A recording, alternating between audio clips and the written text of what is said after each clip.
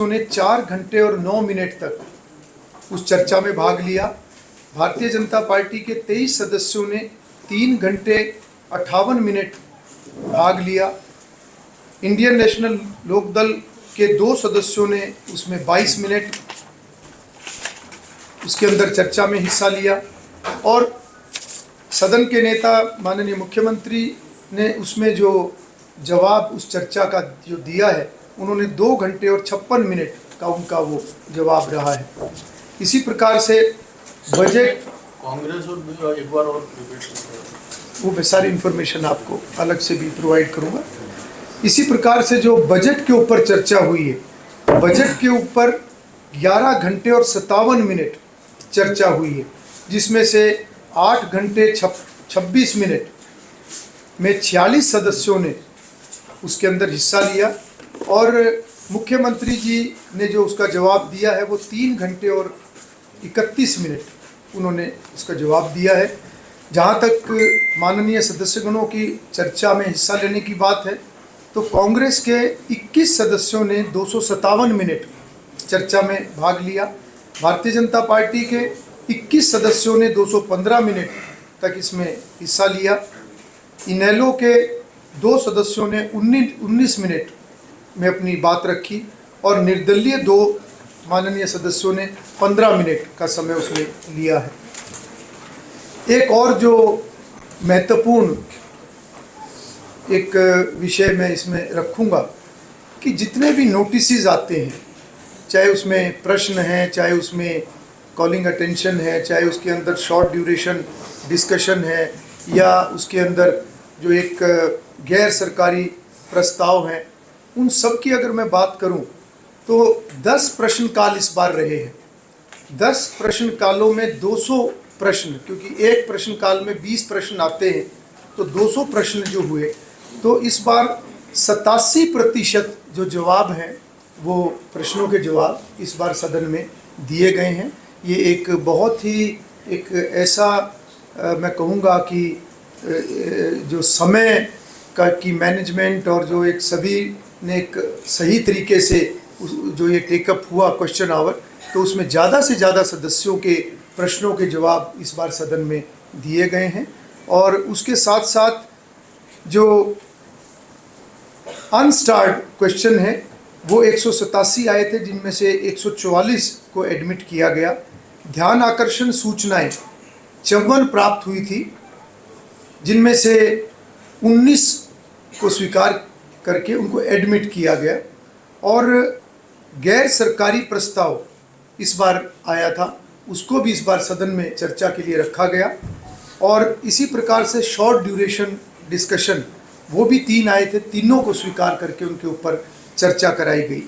और इसमें बहुत महत्वपूर्ण ये है कि बहुत से ऐसे विषयों के ऊपर इस बार हाउस में चर्चा हुई है जो वास्तव में इम्पॉर्टेंट हैं, पब्लिक इम्पोर्टेंस के हैं और जिन पर वास्तव में सरकार का ध्यान जाना चाहिए, इस नाते से कि उसके ऊपर और अच्छा काम आगे हो सके। और बहुत अच्छे तरीके से सदस्यों ने उसके ऊपर चर्चा भी की है, चाहे उसके अंदर पोल्यूशन की बात है, चाहे मेडिकल की बात है, कैंसर की बात है, नेचुरल फार्मिंग की बात है, पॉन्ड्स की बात है, नहरी पानी की बात है, पानी की पीने के पानी की गुणवत्ता की बात है, चाहे उसमें सिंथेटिक नशे की बात है, चाहे विदेश भेजने का जो एक मुद्दा है उसके ऊपर बात है, या उसमें एजुकेशन जिसके अंदर स्कूलों के ऊपर और जो एजुकेशन डिपार्टमेंट की जो स्कीम्स होती हैं गरीब बच्चों को लेकर, गरीब परिवारों को लेकर, ऐसे सभी विषयों के ऊपर हाउस में बहुत अच्छी इस बार चर्चा हुई है। साथ ही साथ जो गैर सरकारी प्रस्ताव जो ट्रैफिक मैनेजमेंट के ऊपर, तो ऐसे सभी विषयों के ऊपर इस बार चर्चा हुई है। 15 कट मोशंस भी हाउस में इस बार आए हैं।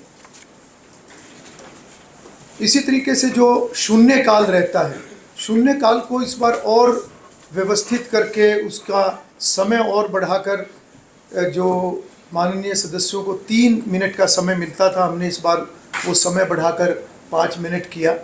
और सभी माननीय सदस्यगणों से ये आग्रह भी किया गया था कि ज़्यादा समय सबको मिलेगा, मगर उसकी जो एक जो चर्चा है, चर्चा का स्तर और बेहतर हो ताकि जब भी बजट और माननीय राज्यपाल के अभिभाषण पर चर्चा होती है तो डायरेक्टली उसके ऊपर सभी अपने कॉन्स्टिट्यूएंसी की डिमांड्स के ऊपर ना आकर प्रदेश के विषय भी रखें।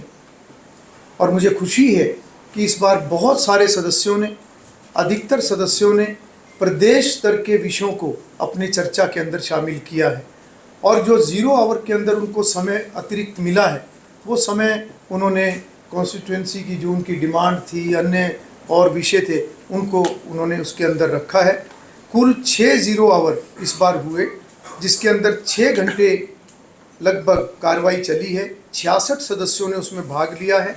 भारतीय जनता पार्टी के 29 सदस्यों ने 160 मिनट, कांग्रेस के 33 सदस्यों ने 175 मिनट, इंडियन नेशनल लोकदल के 2 सदस्यों ने 12 मिनट और निर्दलीय 2 सदस्यों ने 11 मिनट का समय इसमें लिया है। इसी तरीके से कुछ नई पहल भी इस बार की गई हैं, जैसे कि 2 नई विधानसभा की समितियां वो इस बार हाउस ने पास की हैं, जिनका पहले भी जिक्र हुआ था। उनमें से एक कमेटी होगी पर्यावरण एवं प्रदूषण संबंधी विषय की समिति, क्योंकि ये सभी बहुत ही महत्वपूर्ण विषय हैं और भविष्य की चुनौतियां जिसके ऊपर विधानसभा अपना योगदान सुनिश्चित करे, उस नाते से इन 2 समितियों का जो इस बार प्रावधान किया गया है। और दूसरी समिति युवा कल्याण एवं युवा मामलों से संबंधित समिति।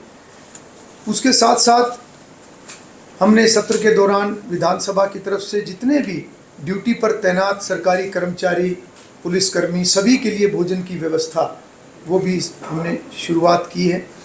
और उसके साथ साथ सदन के अंदर ये भी जानकारी दी गई है कि इस बार माननीय सदस्यगणों के लिए एक शॉर्ट ओरिएंटेशन प्रोग्राम जो पहले रखा गया था, उसके बाद प्राइड के माध्यम से 8 और 9 जनवरी को 2 दिन का कर्मचारियों के लिए एक प्रशिक्षण वर्ग रखा गया था।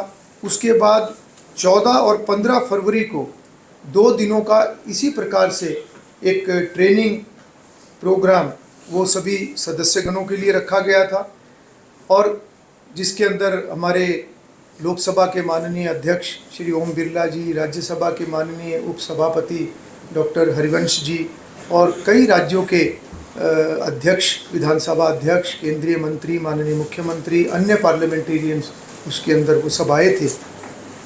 इसी प्रकार से पिछले समय में मैंने 5 विधानसभाओं को मैंने विज़िट किया है।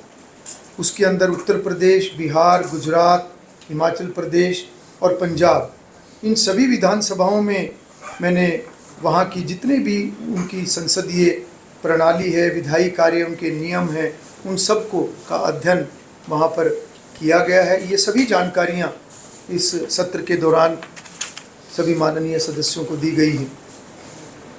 इस सत्र में कुछ ऐसी ऑब्जर्वेशंस भी बीच बीच में दी गई हैं, चाहे वो सदन की गरिमा को लेकर है, चाहे वो नियमों का पालन करने की बात है, चाहे सभी को समान अवसर मिलने के बाद वो चर्चा सार्थक हो, लोगों के हित में हो, इस प्रकार की, और चाहे वो एक संतुलन की बात हो, चाहे सत्ता और विपक्ष के बीच में एक जो संतुलन होता है, इस प्रकार की सभी बातें बीच बीच में अच्छे तरीके से चली हैं।